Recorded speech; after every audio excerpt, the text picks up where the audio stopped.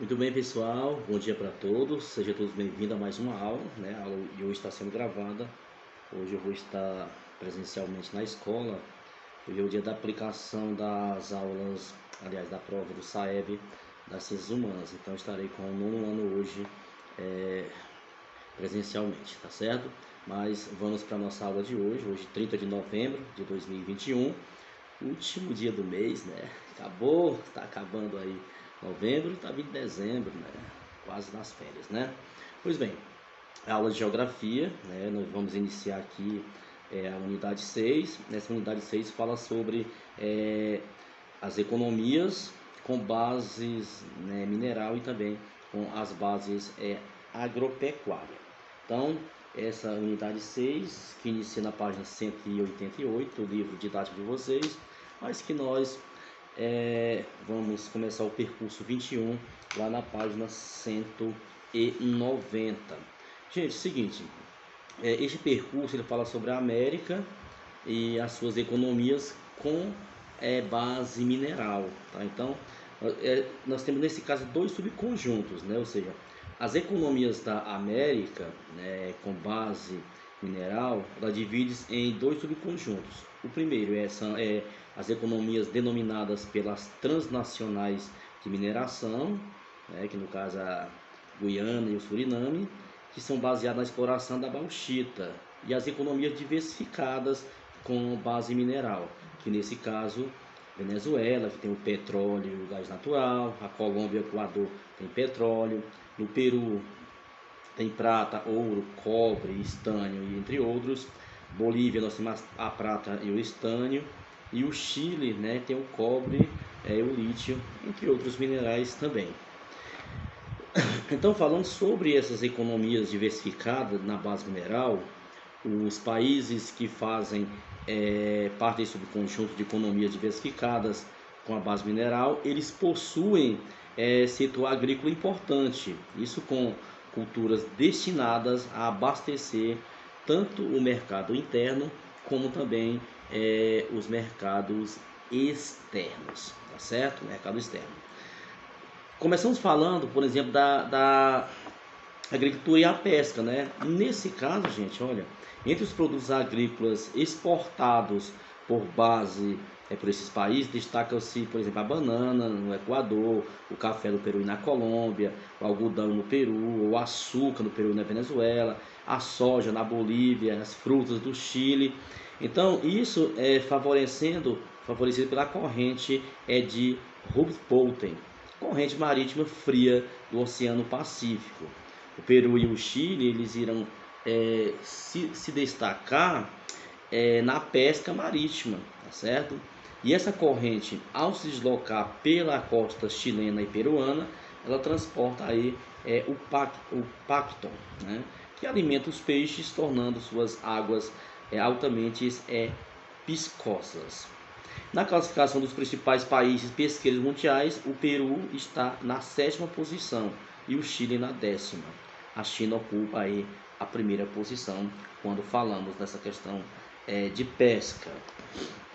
Outra coisa importante também para a gente falar sobre isso, gente, é a questão da concentração e a questão da terra na América Latina.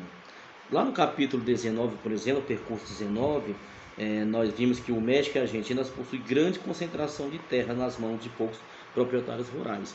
Isso não é, digamos, de passagem, não é um privilégio apenas desses países, mas países também como esse padrão reproduz em toda a América Latina, com exceção da Cuba, viu?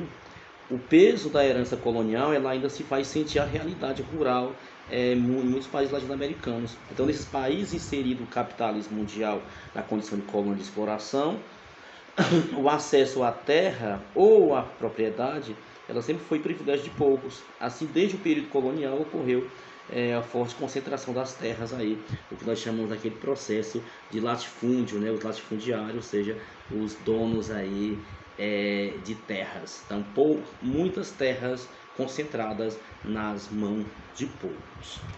Lá na página 192, né, que fala aí sobre essa questão, que essa situação ela se prolongou ao longo da história desses países, como também aqui no Brasil.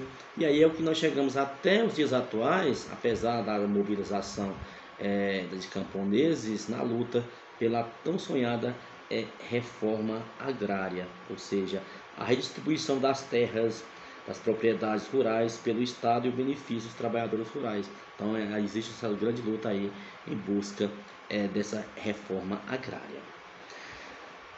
Na página 193 fala sobre o caso do Chile, no caso da agricultura de alta especialização e também cobre lá naquele país. Tá? Olha, só para ter uma ideia, o Chile é uma grande lista, né? Ou seja, uma tira de terra aqui no nosso continente, e estende-se de norte a sul por 4.300 quilômetros, desde as fronteiras com o Peru até a Terra do Fogo, né? E a leste e oeste com largura média de 177 quilômetros. Ou seja, o Chile apresenta 756.900 km² e sua área territorial. E é a menor que o estado de Mato Grosso, que possui aí 903 mil.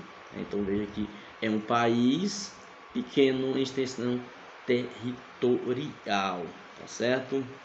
E aí nós temos na página 193, vocês verem aí, né, o mapa do Chile e a distribuição, né, dele, né, a Cordilheira da Costa, Cordilheira dos Andes, Cordilheira Ocidental, Cordilheira Oriental, ou seja, tem muitas cordilheiras, ou seja, é uma região bastante montanhosa aí. E com base no clima, pode-se reconhecer 3 regiões naturais do Chile: o norte, o centro e o sul. A região norte do Chile apresenta clima árido e semiárido, que estende-se porque isso, né, entende que isso acontece na infográfica, na página 198 e 199, nós iremos ver isso lá. E o centro é a principal região do Chile, apresenta os climas temperados e também o Mediterrâneo aí no litoral daquele país. Já no sul do Chile, há a predominância do clima frio. Então, o clima mais frio lá fica na região sul daquele país. O clima frio e úmido por causa das altas latitudes, também das massas de ar úmidas provenientes do Oceano Pacífico. Nesse caso, a vegetação do Chile de coníferas, né, que possibilita a exploração da madeira e também em conjunto com a criação de gado ovino, exploração do carvão mineral, o ferro, o manganês, a pesca, o turismo, né, e constitui as principais atividades econômicas daquele país. Com relação à população dos chilenos, gente, em 2017, os dados de 2017 nos dizem que a população chilena ela chegou a 17 milhões e meio, né, de habitantes, e a maior parte dessa população está na região central do país, ok? Após a independência no final do século XIX e no início do século XX, o Chile recebeu imigrantes europeus, principalmente alemães, espanhóis e os russos, né? E por isso a população é composta de cerca de 87% de euraminídeos e descendentes de europeus e 13% de ameríndios, ou seja, dos nativos, né? Exatamente isso. Liderança da produção de frutas. O Chile é o líder na produção e na exportação de frutas. Isso ocorre por vários fatores, né?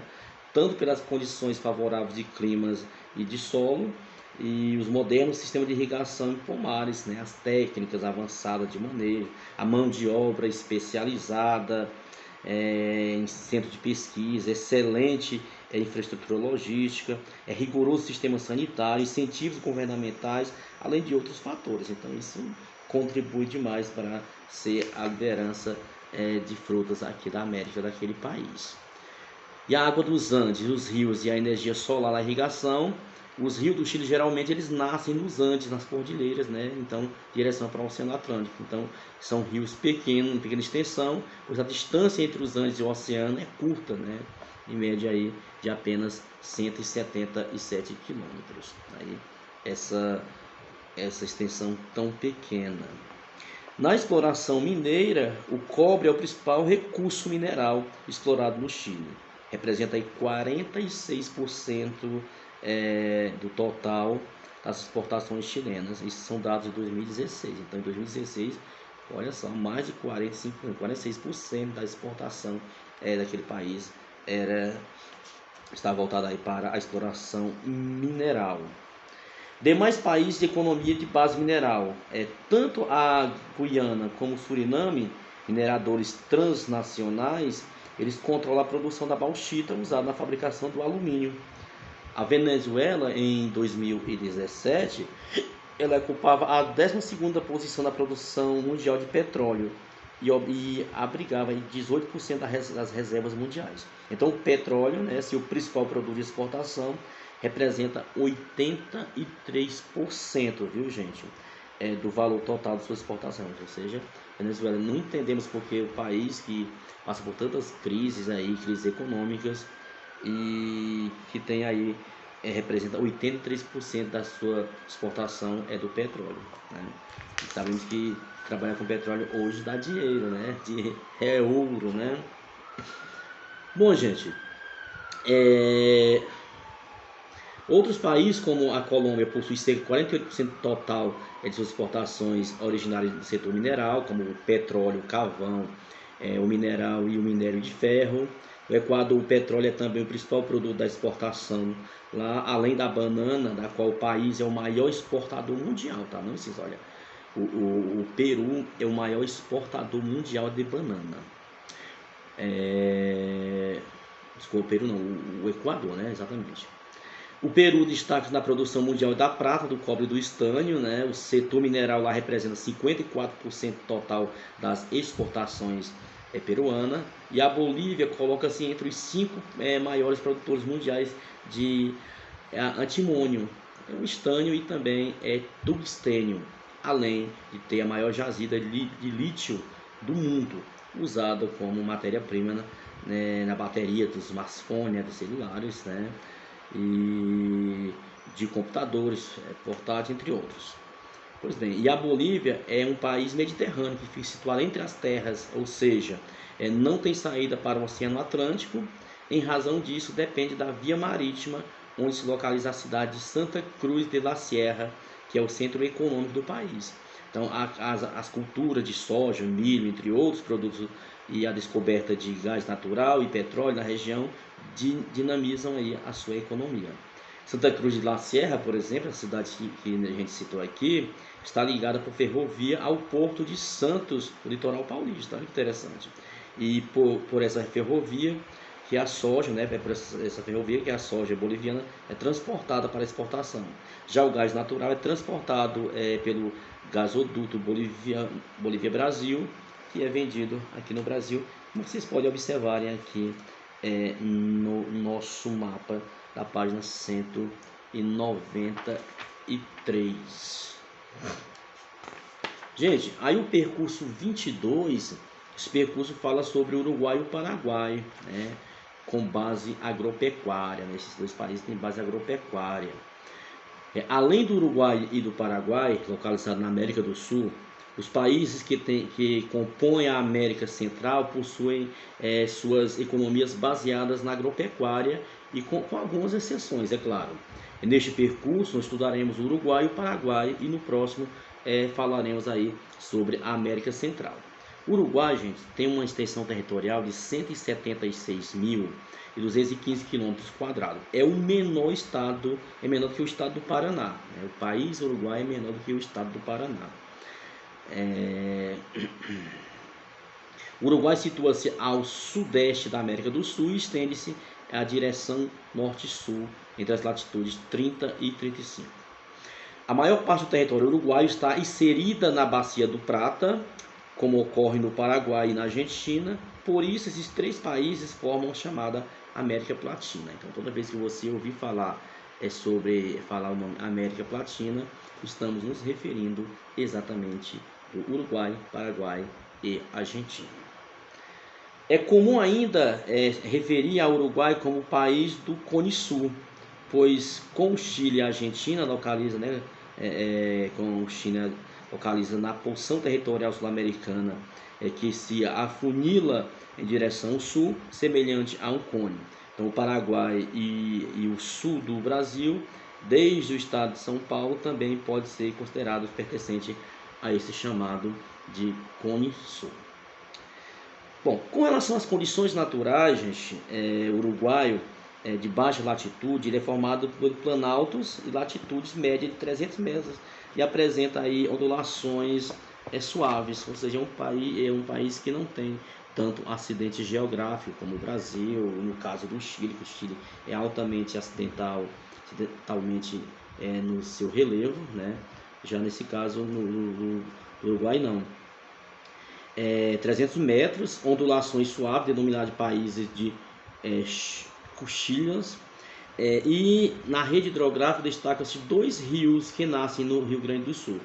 O Rio Negro, que atravessa o país, né, de nordeste a sudoeste, e o Rio Uruguai, que delimita a fronteira entre o Uruguai e a Argentina. Clima temperado, com chuvas bem distribuídas no decorrer do ano, inverno frio, mas não frequente a queda de neve, né? A cobertura vegetal predomina a de campos, né?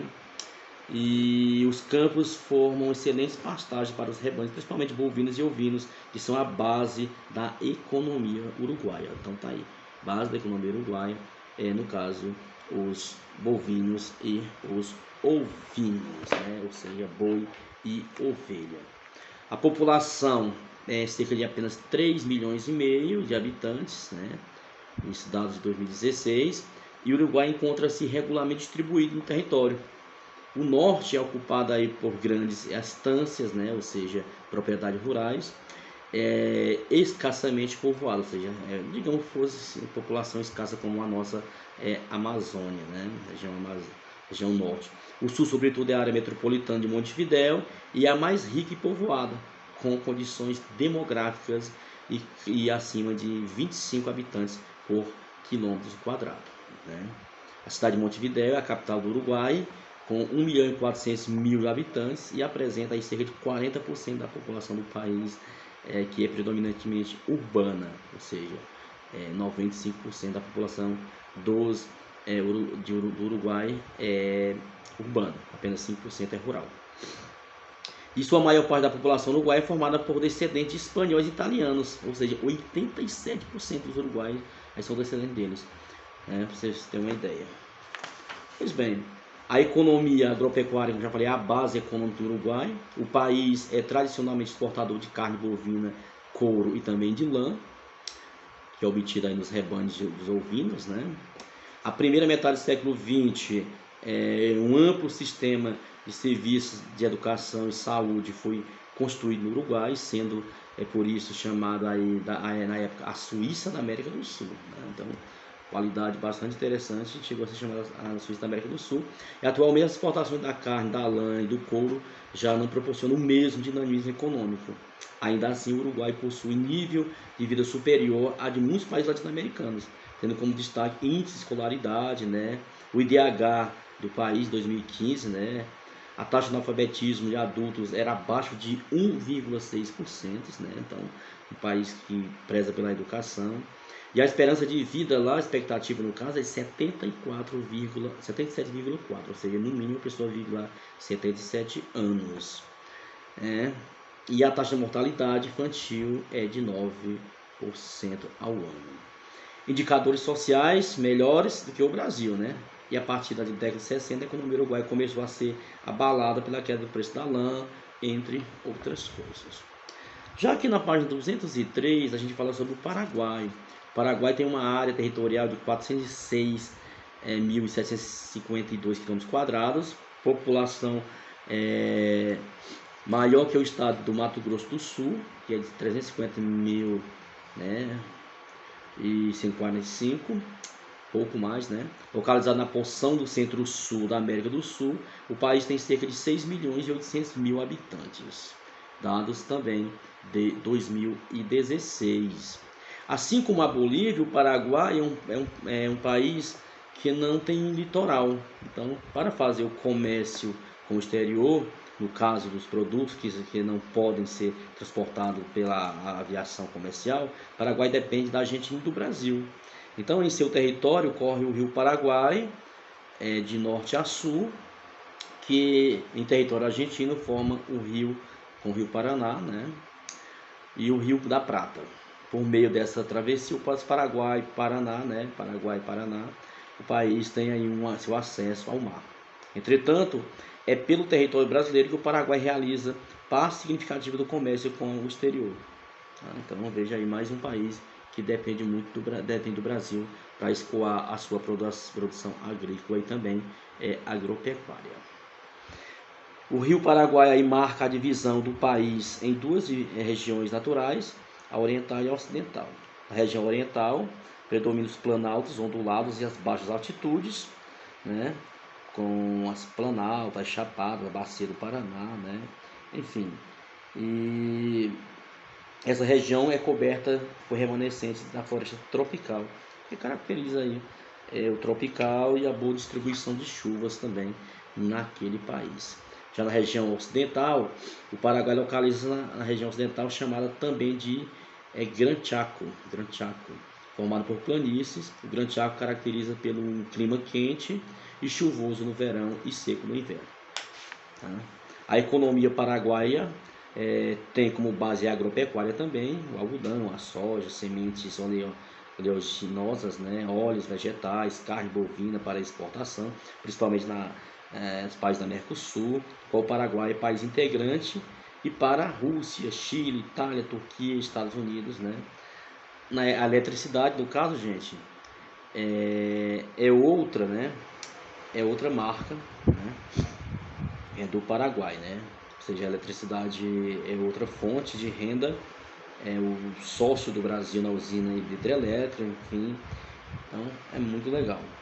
E há no Paraguai o comércio ilegal de artigos importados e a pirataria de produtos, falsificação de marcas, que acaba prejudicando o Brasil, pois muitos brasileiros, ao comprar esses artigos eletrodomésticos, perfumes, bebidas, tênis, etc., não pagam impostos ao Estado. Então essa situação é agravada pelo fato de que muitos trabalhadores que participaram da produção dos artigos piratas são explorados e não gozam de proteção e também das leis trabalhistas. Bom, e para finalizar, né, nós temos aqui a questão da lei de Maquila, que é a industrialização do Paraguai, que em busca do desenvolvimento econômico, no ano 2000, o Paraguai criou a lei Maquila, que incentivava a industrialização no país. Essa lei foi criada com base no modelo mexicano, entretanto, difere-se pela não obrigatoriedade de exportação do produto industrializado para o único país. As maquiadoras mexicanas exportam apenas para os Estados Unidos. No caso do Paraguai, não. Ele exporta aí para vários países, não tem negócio de monopólio comercial, né? Gente, aí, pois bem, na página 206 nós temos a atividade, são questão 1, 2, 3, 4, 5, 6, 7, de 1 a 9, tá? São 9 questões que vocês têm sobre esse conteúdo, tá? Questão 1, observando o mapa. Aí copia a questão A e B, o item A e B e responde, né? 2 a 3, a 4 é uma observação também, copiar a letra A e a B. A 5 observa o mapa e responde A, B e C.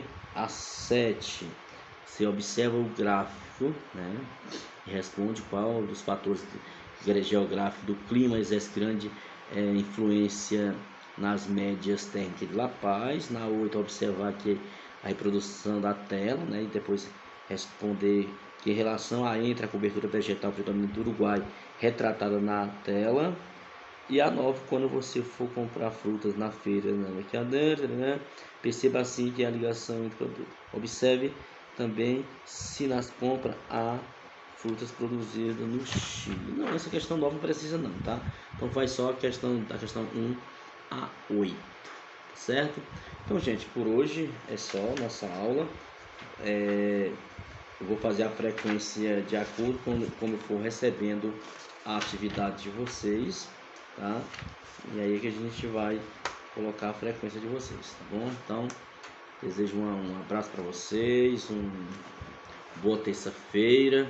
Mais uma vez lembrando que hoje eu estarei na escola, E pintar alguma dúvida, vocês me chamam no PV, mandam alguma mensagem que eu respondo a todos, certo? Então, um abraço, tchau, tchau.